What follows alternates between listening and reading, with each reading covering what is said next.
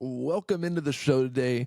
Thank you for making this podcast a part of your day. Hit that subscribe button wherever you are watching or listening to this podcast.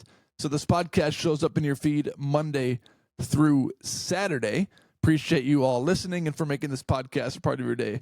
This podcast is 100% honest, 100% of the time. The Minnesota Timberwolves are in one of the craziest situations that we have seen in a long time in the NBA's Western Conference. And we're going to talk about that in a little bit. But first, I need to tell you about 5-Star Bath Solutions of Minneapolis.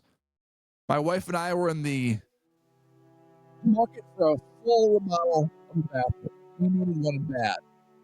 These pictures, if you're watching on YouTube, I'll describe to the listening audience: moldy bathroom, a step going into the bathroom, and shower area, which we hated. Just made the bathroom feel tiny. And we had one sink, outdated, gross, unhealthy. So we needed a new bathroom.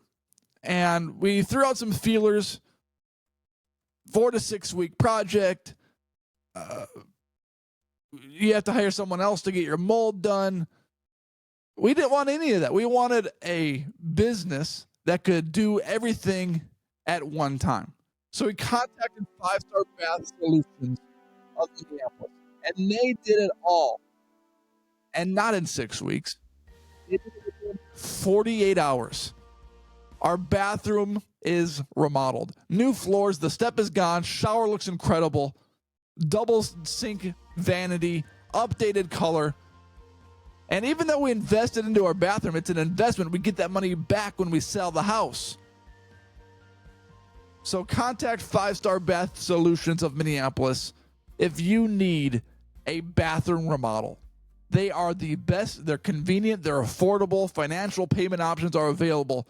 Contact 5-Star Bath Solutions of Minneapolis and be a happy customer like my wife and I are today. Free consultations are available.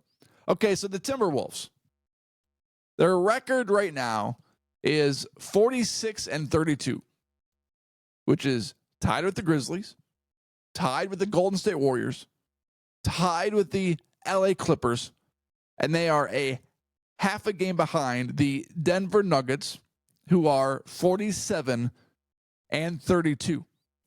Only 2 games separate the Lakers, who are the 3 seed, and have a 48-30 overall record, and the Memphis Grizzlies, the 8 seed, who are 46-32, alongside the 4 other teams that I mentioned.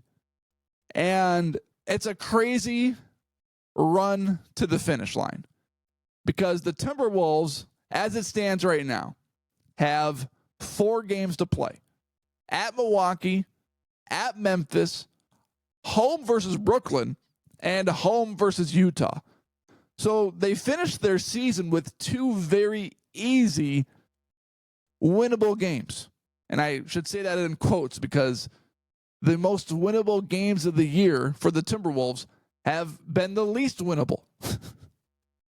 The competition that the Timberwolves should easily beat have not been easily beaten. And that's the reason why the Timberwolves are in this mess in the first place. But you look at their next 2 games, at Milwaukee, at Memphis. Memphis is in a free fall right now. They were good. They fired their coach. They're in a free fall. They've won 3 out of their last 10 games. And that's really, I think, the focus. I think that's really where the focus needs to go, on how teams are performing recently, because it's so easy to get caught up. Whoa, they're 46-32, 46-32, 46-32, 46-32, 47-32. But when you look at the standings there and go to the far right column, it says last 10 games. And the Timberwolves' last 10 games, they're 7-3. And the Warriors, last 10 games, they're 7-3. And the Clippers, last 10 games, they are 8-2. So all three of these teams are playing phenomenal basketball. And then you go to Denver, and they're 3-7 in their last 10 games. Jamal Murray is not healthy and is not playing right now. They are not full strength. Even if Nikola Jokic puts up 40 to 60 points a game, they are still losing. Memphis Grizzlies, 3-7 their last 10 games. You look at the Wolves' schedule, and the next two games are the trickiest. Milwaukee, 44-34, and they are playing for that 5 seed. They would rather play Indiana than play the Knicks. And then you've got Memphis, who are obviously playing for the seeding in that Western Conference. These games, I don't know if the Timberwolves are going to finish off the season with a 9-game win streak, because that's what it would take to win the rest of the games. The Timberwolves are on a current 5-game win streak. They barely snuck past the 76ers, who are currently putting out one of the worst NBA starting lineups that the NBA has ever seen, because Quentin Grimes went off in the final 3 minutes of that ball game. It took an Anthony Edwards crazy 3-point shot to win that game and to secure that victory. This Timberwolves team is impossible to predict, because right now, Rudy Gobert is playing like one of the best centers in the league. You look at his numbers, and he is playing phenomenal basketball. And I am a Rudy Gobert critic because of the amount of spacing that he clogs up on the Timberwolves' offensive side of the ball. You look at his performance versus Philadelphia. Rudy Gobert put up 23 points, had 19 rebounds, 3 blocks, 2 steals, 2 assists, 10 for 11. And following this game, Chris Finch, post-game, said that Rudy Gobert will not allow the Timberwolves to lose. You look at his numbers against the Nets. Rudy Gobert, 9 for 10, 21 points, 18 rebounds, 2 blocks.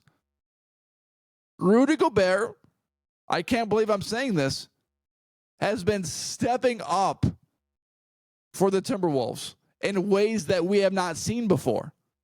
Against Denver, 19 points, 12 rebounds, 1 assist, 1 steal. These are Gobert's last 3 games. Against Detroit in the Timberwolves win 123-104. Gobert, 8 for 16, 19 points, 25 rebounds, 1 block. I have never seen these numbers from Rudy Gobert, even with Utah. He has been an efficient scorer at the lob dunker spot, and he is rebounding the heck out of the basketball right now. But as far as predictions goes, I do not think the Timberwolves will finish off the season riding a 9-game win streak. I don't think they're going to win the last 4 games. In my estimation, they will split Milwaukee and Memphis, and then they will beat Brooklyn and Utah at home to finish off the season 50-33. Now, the question that is going to be fascinating to see answered is how these other teams finish off the season, because Timberwolves play Memphis, huge implications. But Memphis also plays at Denver in their second to last game of the season. So the Timberwolves are not the only team that plays another team while these seedings are on the line. So it is important for the Timberwolves to win every game from here on out so that they can avoid that play-in game. What is also so interesting is you look at the Western Conference, and it's been like this for years, where the Western Conference has been so much better than the Eastern Conference, and it seems to only get worse by year. The Timberwolves 7th seed are 46-32. In the East, the 7th seed is 38-40. You go from 14 games above 500 in the West to 2 games under 500 in the East. If the Timberwolves were in the Eastern Conference, they would be competing for the 4th seed right now with the Indiana Pacers. And so would the Grizzlies, and so would the Warriors, and so would the Clippers. And all of these teams are competing for 3 spots in the Western Conference. This is one of the craziest competitions down the stretch that we could ever foresee. And what also is going to be interesting to watch is how motivated and inspired the Timberwolves are to finish off the season strong. Because you've seen a motivated Timberwolves team and you've seen an unmotivated Timberwolves team. You've seen them play their best against the best competition. They've beat Oklahoma City Thunder at least once this year, where they played really well. And then they will lose against the backup Indiana Pacers squad in overtime. So what needs to happen is the Timberwolves need to play their best basketball down the stretch.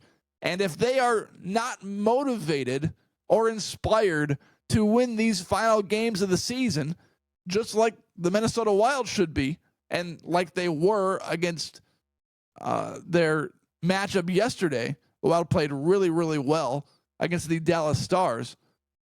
The Timberwolves, if they are unmotivated and uninspired to win these final 4 games of the year, even if they lose, if it's a motivated and inspired effort, okay, fine, I'll give you a pass. As long as you played hard and you played well and you played smart. But if you lose and it looks uninspired and you look like a bunch of idiots playing with the basketball in your hands, then all the doors of criticism become opened.